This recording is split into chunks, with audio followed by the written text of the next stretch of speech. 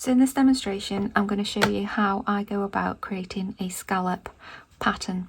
First I'll create the shape, and then I'll create a stamp, and then I'll show you how I create a repeat, and then how you can then use that repeat pattern to make your own pattern fill brush.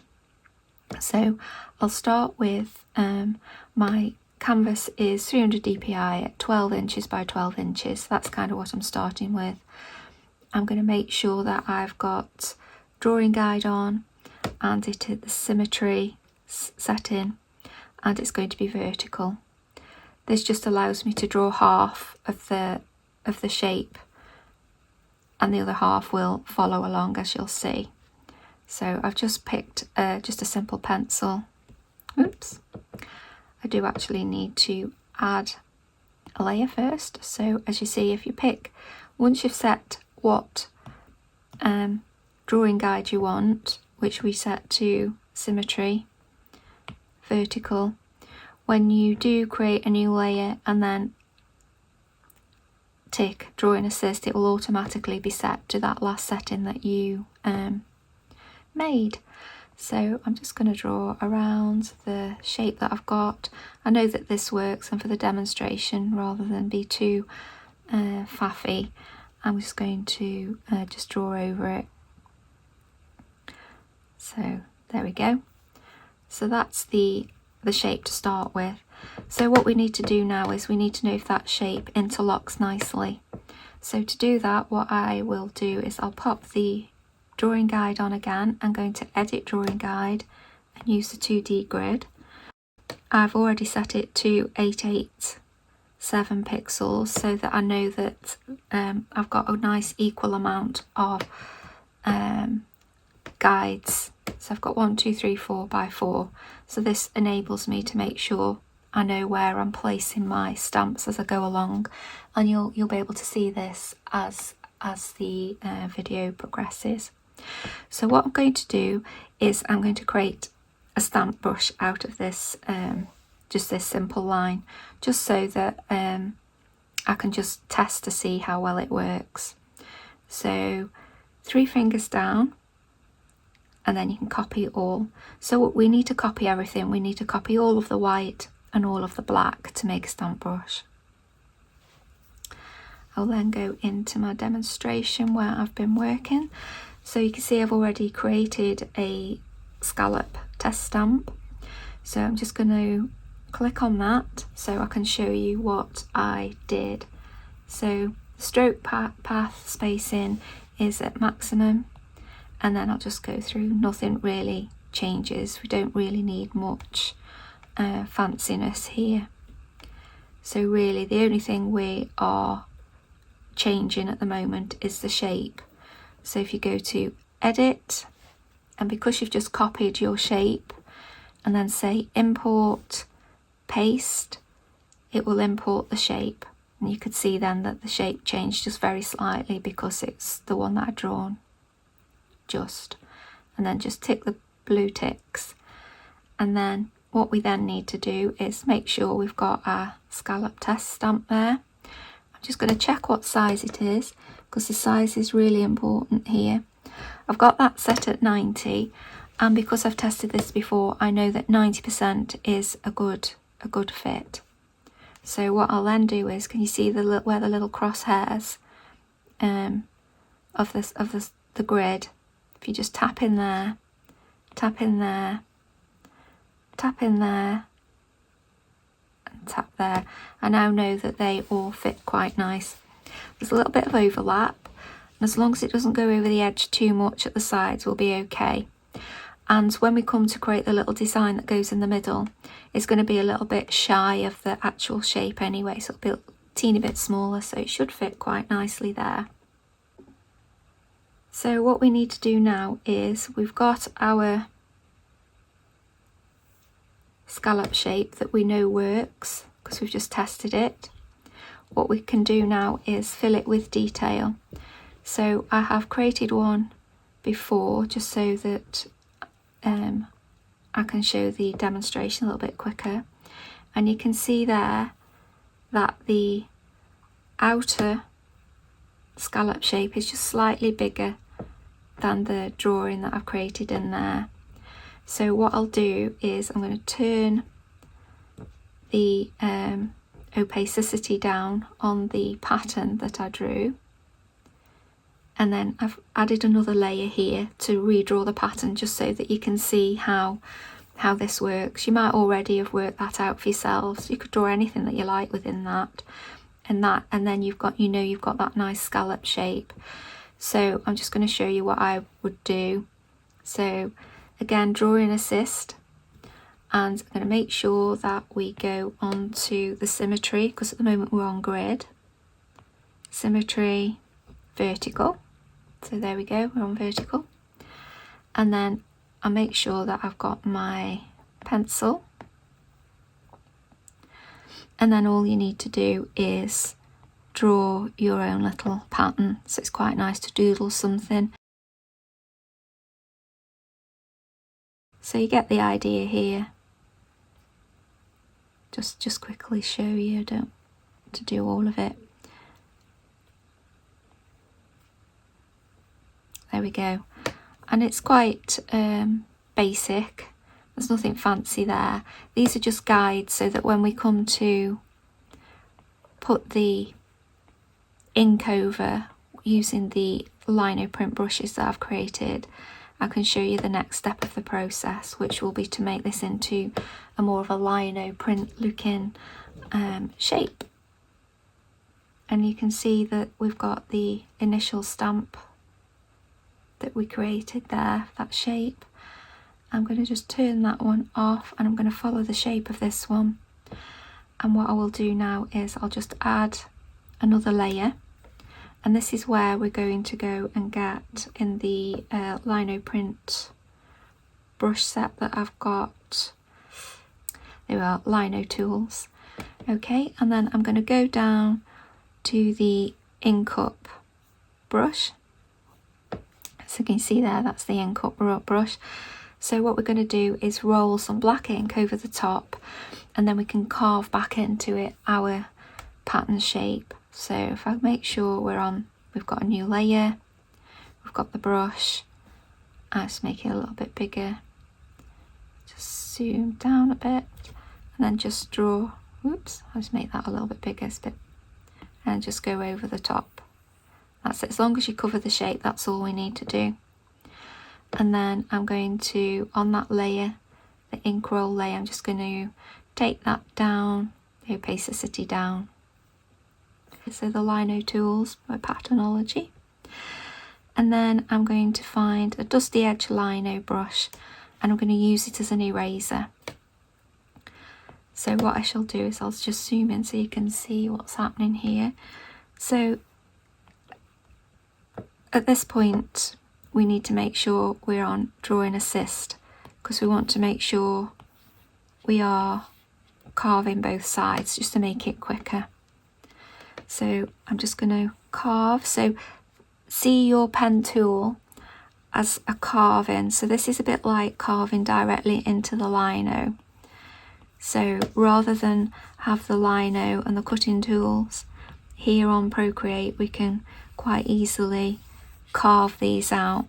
Now I know that the process is really quite nice to carve out lino and what have you, but not everybody's got the physical strength, or it can be quite hard on your hands.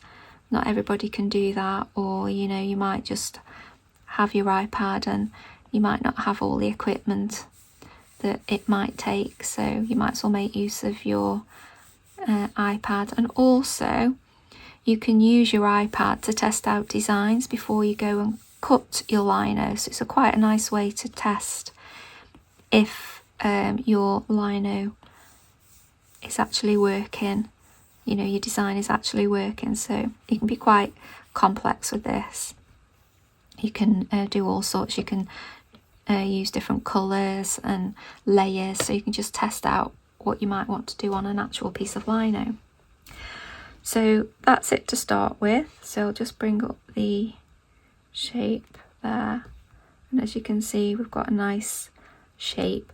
What I tend to do is take the assisted off, and then go back in, because can you see how we've got some replicated funny shapes? We don't want it to be too symmetrical, because that then makes it too digital. So what we're looking for is a little bit more of a hand feel. So it's good to just go back in and erase anything that is sort of a little bit off. So definitely where the points cross by the where the vertical line is, where the symmetry has been. So basically, if you just go around the edges and just don't be too neat, because obviously we want that little bit of a lino print feel, don't we? And then just take away some of the bits that might look a bit too repetitive on the other side. So if you just go around, you might want to make sure that that point at the end just sort of finishes a little bit off the line rather than dead on the line. Just keep going round and yeah, take away any of that ultra precise symmetry. And that's kind of what I like to do, just take away that digital feel, and I'm sure you understand what I mean. Okay, so that's a little bit less samey both sides. So then if we go back into the layer and then make it opaque again, and then make sure you've got your bottom layer on. Again, we want to go into drawing assist so that we can carve out as much as we can in one go. And again, you're on the eraser, and we've got the dusty edge lino eraser there. So I'm just going to go in and carve in the direction of the little petals or leaves or whatever these are. Just be quite directional, as you would with your lino. Can you see how that's got that short strokes and sort of bending round and then moving the canvas just like you would with your lino, and it just gives that nice effect. So I'm just going to do this a little bit more, so I might just speed this bit up so that you can see what I'm doing, but you don't have to watch every single stroke. It'd be a bit laborious to watch, I think.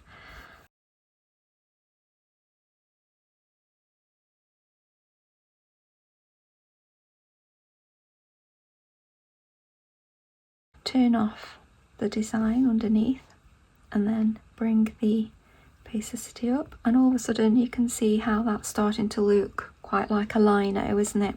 But again, we've got that symmetry, that weird symmetry that's probably not quite right, is it? So if we go and take the assisted off, and then we can go back in and just deal with each side separately. So again, you want to keep some of those nice carved lines in there, don't you? So give that feel of lino, which is what this brush set's all about. It's really quite nice to work with. You can make some things up a little bit as you go along at this point. You don't have to rely on the guide for everything. You have a little bit of creative decision making as you go round here. It's just the idea is just to make it less symmetrical, and the worst bits tend to be right in that vertical line there. So just zoom in a little bit and knock some of it back.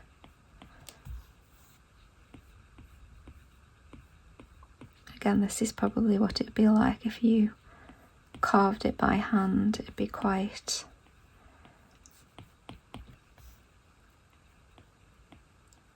some of that imperfection will be in there, won't it? So just carve a little bit more here. Just keep coming round. And the good way of doing this is because I'm not working one side then the other. I'm just kind of working individual sides. It's kind of giving me, I'm not going to replicate anything too much. Still keeping with the flow of the shapes, but I'm sort of taking away a bit different bits, so it just looks a bit more unique each side. but it's still got the symmetrical feel, because that's kind of what we want. We want it to be quite geometric, don't we? But we also want a little bit more of a kitchen table craft feel, don't we? That's the sort of the look that I'm going for.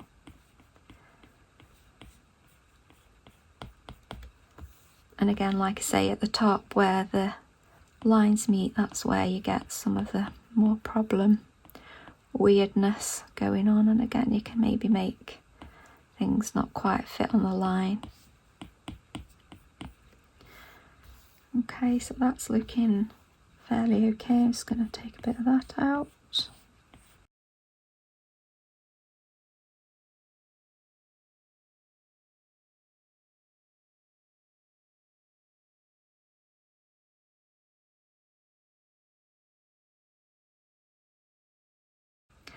Okay, so once you're done, what I would do, I think, is I feel like there's a little bit of a gap there. I probably would just go in and maybe pop it back onto assist, so I get things in a similar place, and maybe pop another couple of leaves or something there. Just loosely pop them in, and then take the assist off, and then go back in and make them all a little bit different once I know the sort of positions fairly similarly.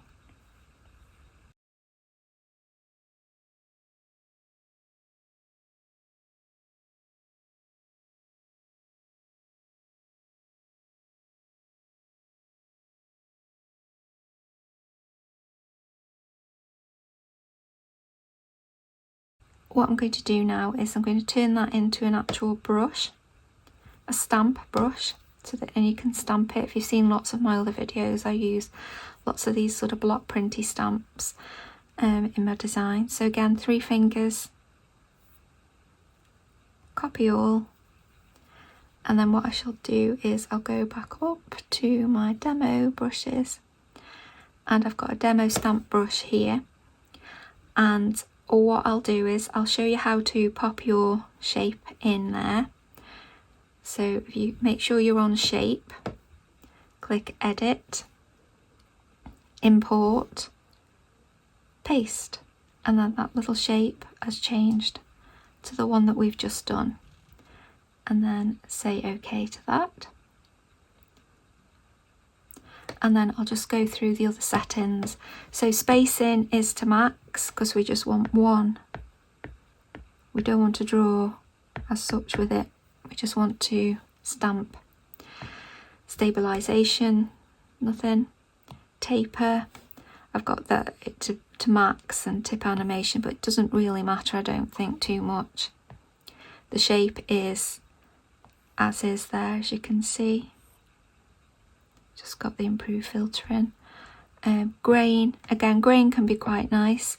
You can change your grain, so keep it to texturized. And if you wanted to edit that grain, you can go into edit, import, source library, and then Procreate's got all these different grains that you can choose. So you can, there's wet paper, splatters, so that can just change the vibe of the print as well when you're pressing down. So that, I think that can be quite nice. So I just got this sort of gritty looking one here. And then I'm not going to mess about with the scale, because that is not something that we need to do. Depth, none. Multiply, none. Improve filtering, just leave it there. Rendering, just intense blending. Flow needs to be max, otherwise you'll end up with it being a bit transparent. We can take the wet edges off and the burnt edges as well, and just leave those to linear burn, and the blend mode I've got to colour burn. You can play about with these modes, because when you start printing with your stamp as a print, some of these blend modes can be quite nice, give you that hand printed overprint type of thing. But again, when you're designing brushes, there's no one set of settings, if you like. It's a case of just coming back in and trying different things. wet mix, we don't really need those on at all really. It doesn't make any difference. Colour dynamics, we don't need any of that. We don't need any of that. Apple pencil, just got that on there. Cursor outline none. Taking away the pressure. Properties. So this is how big your brush will be. As you can see, your minimum. So I might make that a little bit bigger. Just leave it like that for now. We don't touch materials. Preview is just how your stamp will look in your brush palette. So we'll leave it at that for now. So you've got your stamp there, and what we'll now do is I'll just put these in a group so they're out of the way, and turn them off, and then we'll just play about here. So we just make sure we're on the stamp that we created, and then if we go into drawing guide again, we want the grid, and we want it at 887 pixels. That's kind of what I've created there. And as you'll see, there's a little bit of an edge there, just so that we know that whenever we place anything, we're not going to go off the edge, because what we're going to do now is create the pattern tile. And I'm going to show you how to create a pattern filler brush that's sort of two-toned. Okay, so I'm just going to show you how to do that. So we get the tester brush, and I think if it's set to 90, we should be fine. Whoops. Yep, we're on that layer. So dab in the middle. Oh, there we go. Dab in the middle. One. And then what I'm going to do is I'm going to bring the opacity down to about 65 here. Oops. Again, you can play about with this to see how you feel, but I'm going to pop it to 65. Always make a note of these settings, so the size percentage and your opacities, so that when you get deeper in your designs, you might forget what setting it was on. And then I'm going to pop these around here like that. Okay, so you can kind of see how that's starting to build, which is nice. And then what I'm going to do is make it into a repeat pattern. So at the bottom, we need to just make sure we've got a base, a coloured base, so that we can turn it into repeats properly. And I make it as a group. And I'm going to just duplicate that group. And then I'll just turn it so it's a bit smaller. And then if you go, just turn that off, make sure you've got your snap in. So in the little arrow there, snap in there. And then we get the pattern collection. Make sure you've got all of the orange lines, so you've got one down your centre and around the edges, and one down there. Sometimes it can be a bit tricky to get all of them on, but a little wiggle sometimes helps.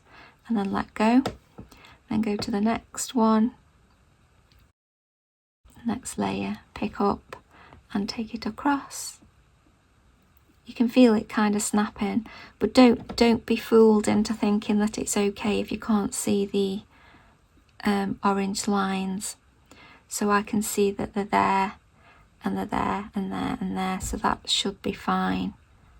If not, if they're not right to the edge, you will get gaps, and in that instance you just then need to go back and retrace your steps and be a little bit more accurate.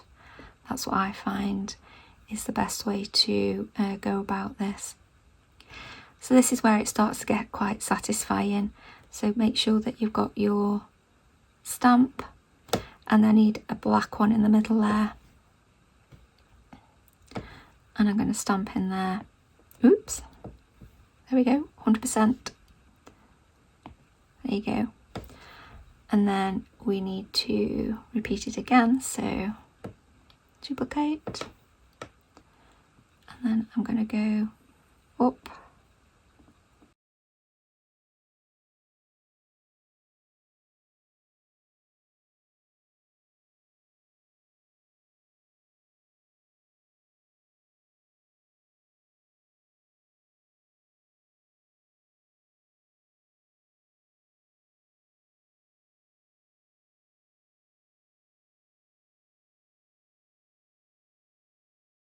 that worried me there. I thought we've got a white gap, but we haven't. It's just where the stem has just lined up with the edge, so hopefully it'll be fine.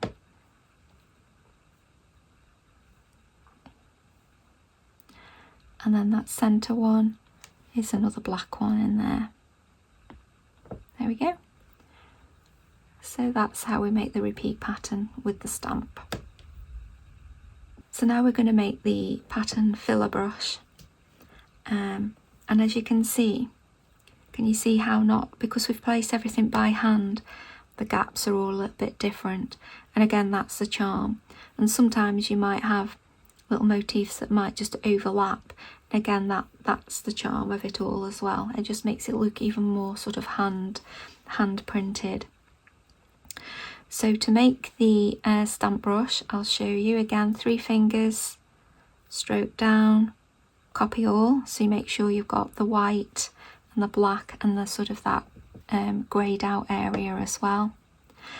And then I've got a brush here that I've been working on, and I'll just show you how that works. So if we go to shape, so as you see, the shape at this instant is just a round shape. If you go into edit, import, source library, you can see all these different shapes that you've got, so you can make all sorts of weird and interesting brushes. So the combinations of shapes and settings can make your brushes look really quite unique. But for this one I've just got a round one because it doesn't need to be any more fancy than that. The grain this time is actually the pattern. So we go into edit, import, and then paste, and you'll just see this change because it's a new layout. There you go. It's all a little bit different, isn't it? That just shows that hand done feel. I'd created the pattern before, and then when I've created the pattern the second time, it automatically be like a little bit different. And then the scale, I'm going to keep it at 25. Depth is about the texturise. We don't need to worry too much about that. Got blend mode at multiply. I don't think you can have normal there, and just those are the settings. Rendering, we don't need to worry. Just make sure your flow, if you make sure your flow is maximum, and we've got it to intense glaze. Wet mix. Again, we don't really need any of those settings because it's not a watercolour brush. Colour dynamics, we've got nothing in there. Ordinary dynamics, nothing. Apple pencil, opacity, make sure that's pulled down. Can you see how that makes it a little bit faint at the end? We want to make sure that it's full right to the end because this is like a pattern brush, isn't it? We want to be able to use this as a little pattern stamp type thing. And we just loop down, got size compression on, and everything else is as it is. Properties, smudge pull, we don't have to worry about that too much. We want the brush behaviour to be maximum. So this is like the width of the brush. So you could have a really skinny brush, but it'd take you forever, wouldn't it, to fill your pattern. So just make sure that's as big as you want it really, and keep your minimum size. You don't want it to go too small, so keep it around about that. Maximum opacity, because obviously we don't want it to be too flat, and the minimum, so just keep it to max. And preview is just about how you see the brush in your brush palette. So that's just all you need to do there with that. So that's pretty much it for that. I'll just turn these off and then just show you what you can do with your brush. So I'm just going to turn the drawing guides off and make a new layer, and then I'm just going to go and pick another colour, pick a darkish one so you can see, and we've just made that brush there, so you can see how it's made it two-tone because you've got that opaque brush stamp. So you know, you could make the opacity a little bit more. We set it at 65, didn't we? But you could make it more or less depending on what you want to achieve. And then as you can see, you can then go and change the colour and then change the colour again. So that's it really. But what you need to understand about the fill brushes, they're only really to be used within a design. So say if you were mocking up an image, a cushion or something, or you're wanting to use it within an illustration, or you know, within a design of some sort, to be able to get your design into something like Spoonflower, like a technical repeat, you would have to export that tile, because this will repeat all around the edges perfectly. But because the nature of the maths within Procreate, the edges don't always match, and that's where your pattern tile could go wrong. So this is just a really nice little extra thing that you can do with your fill brushes. I've seen people use them in their illustrations, which can be really quite nice. I tend to use it if I'm going to in a mock-up, and I'll quickly show you that next. So here is a mock-up that I've made, which is quite nice. I like to show my designs on things, so it gives me an idea of what things might look like. And this is a nice little piece of folded fabric. So if I was going to make some fabric and I was going to create a project and I just wanted to see what it might look like on fabric, then this is one of the ways that you could do that. So you go and get your pattern frill brush, and I'm going to use that nice, I've got my palettes, that deep teal. This is from my Patternology Heritage Colours, and they're sort of on the similar line to a William Morris style colour palette, which I quite like. So the best way to do this is just do a right good swoop like that, and obviously it's a bit squiffy, so click on the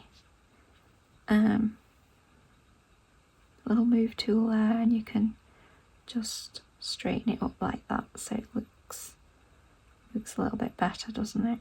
So that's the finished scallop pattern brush in two colour tones. I'm showing it on a mock-up just so that you can see it in use.